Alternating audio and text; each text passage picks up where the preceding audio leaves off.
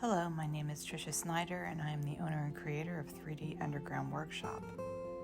In today's tutorial, we'll be making resin dipped flower pendants. Everything you'll need is in the description below. So let's get started.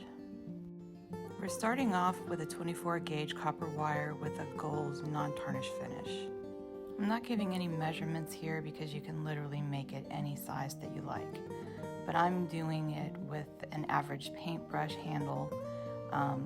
It's very small, and I like to keep my pendants around quarter size when they're done.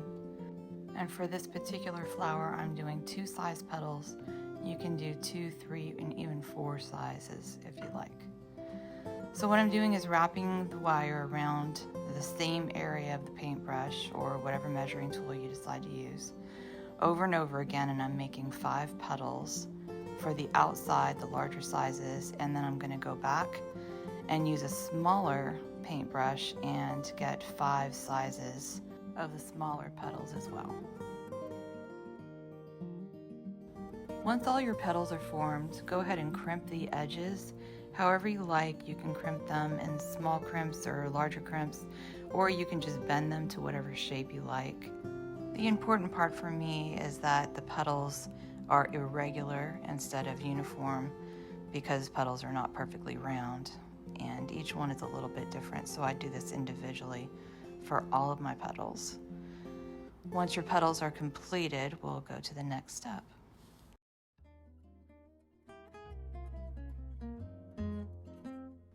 There's no right or wrong way to crimp the petals as long as you have a completed circle all the way around. If you don't have a completed circle, when you dip it, it won't hold up. Now we're ready to dip, and I use UV dip resin. It's different from regular resin, and I use brand Mica. I highly recommend this brand. You can get it at Amazon, and I will leave a link in the description below. So use pliers or some kind of device to hold or grip your petal, your wire, at the end, and then just slowly dip it in. Get it nice and coated, but you want it thin. Just remember that when you're curing your resin, the film on it will shrink as it's curing, and you don't want that to pop. There is a bit of a learning curve when using UV resin dip. You want it completely coated, you want it thin, you don't want it to build up on one side or the other. You just have to practice quite a bit, and once you get the knack of it, it'll be pretty easy to do. I'm going to go ahead and fast forward here, get through all of these petals, and then we'll go on to the next step.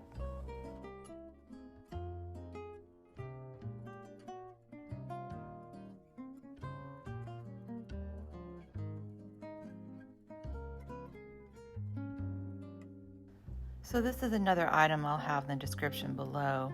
This is called resin tape. It will stick to your table, it will stick to many things, but it will not leave a residue, and it will hold things in place for you, and you can pour next to it. It doesn't leak and yet will peel off of your resin quite easily. I'm folding this up and placing it on my mat securely. Make sure you make it nice and tight so it'll lay as flat as possible. And I'm going to put the back of my pendant down on that, and I'm going to use some UV resin, regular resin, to make it actually bigger than what it is. This is a 3-pronged backing, and I'm just flattening it out. I want to go ahead and put 2 of those together and alternating. So here I'm putting it, sticking it down, and you can see it comes up a little bit, but for the most part it sticks down. It's not supposed to be super sticky. And then I'm gonna fold out my next one, and I'm gonna put that one in a pattern so that it ends up being almost completely round. I'm gonna UV these together. You can also glue them together. Either way is fine. There's enough little holes and spaces that the UV light will get to the UV resin, so I just tend to use the UV resin. So I resin these together nice and hard, and that gives me my base. And then I can put the flower petals down inside there and move them however I like. And again, you can use glue, but I use UV resin because if you'll notice when I do it, you can see holes in their spaces, so the resin gets hard from just the UV light. This is the resin I use. I never use anything else anymore. It is the best UV resin I've come across. I do not have a name, it just says UV resin, and then there's some language that I don't understand. And so I'll put that in the link below as well. I get almost everything I get from Amazon, and I really highly recommend that resin. It's the best.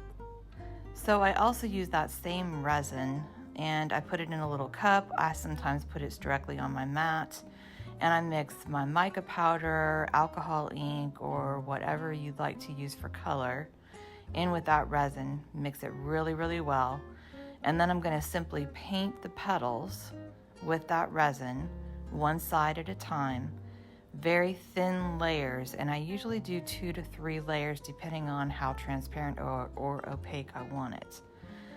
It's funny, this UV resin looks like it's a violet color, and I kind of meant it that way, but when the UV light hit it and cured it, it turned into more of a violet pink, which I thought was kind of funny. But I wasn't going for any particular color here.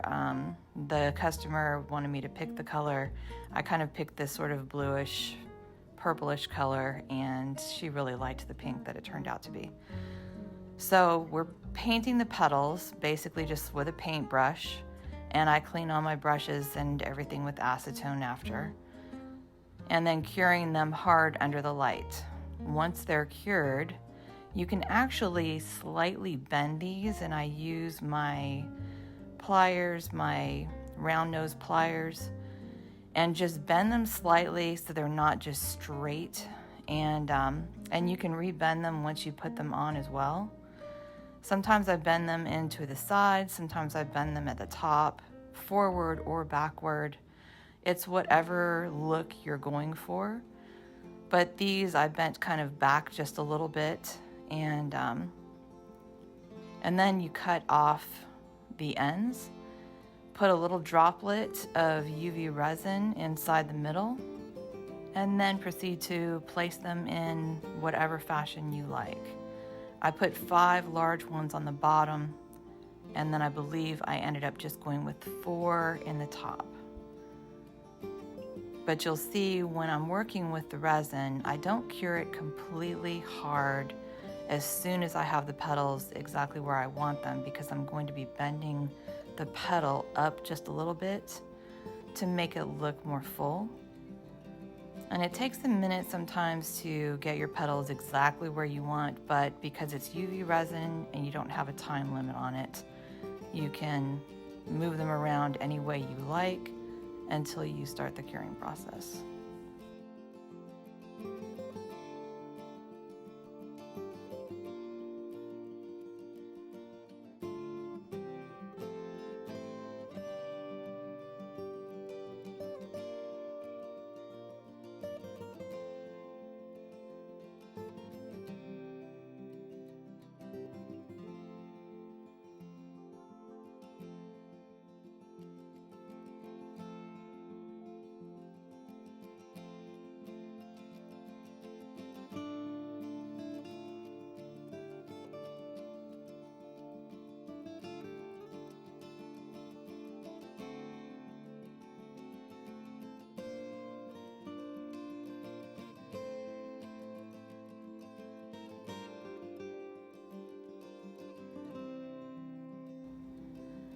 Now we've got them exactly where we want them.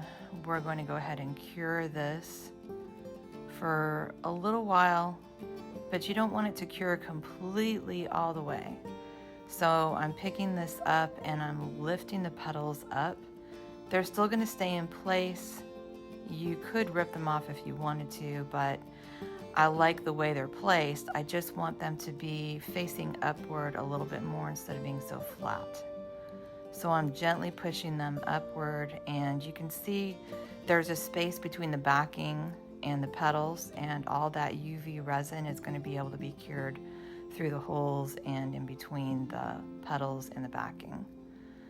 So once I do that, then we'll move on to the next step. taking all of the wire ends off of the little tiny petals, and I just went with 4 on this one. It looked a little bit better, not so crowded. And again, I'm going to bend these petals just slightly to give them a little bit more definition and shape, texture. And you just want to do this nice and gently. If you have a plastic version of these pliers, it's probably best to use that, but I'm just being very gentle with this. So I'm putting a little bit more UV resin in the middle and just gently pushing it up to the sides. And then I'm going to place my 4 smaller petals on top.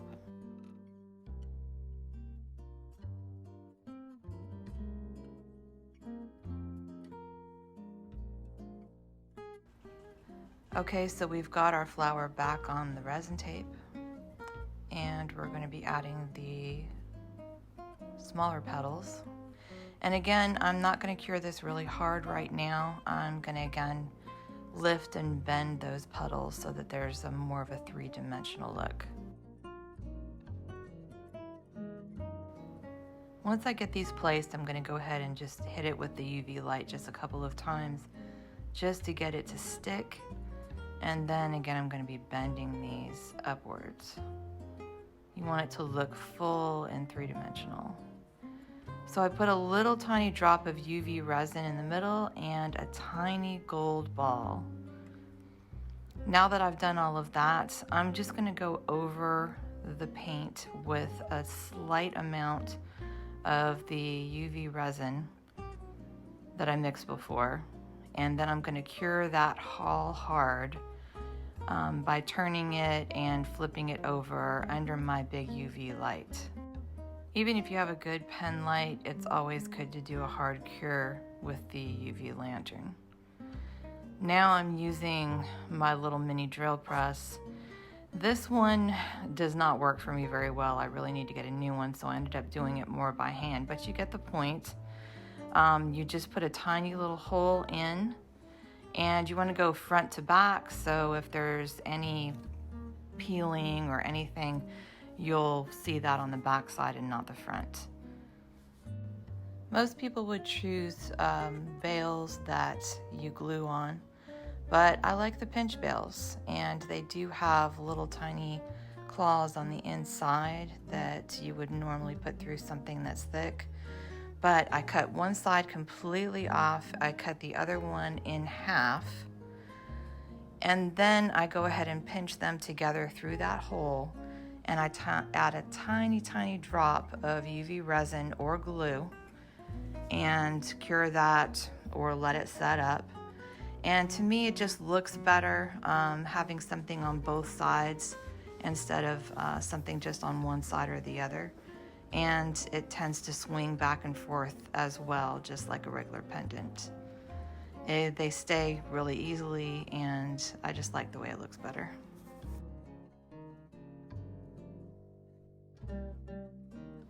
So now we're just going to finish with a gold chain, and I really like this style. Just feed it through the bail and you're done. Congratulations, you've made your first pendant with resin dip and wire.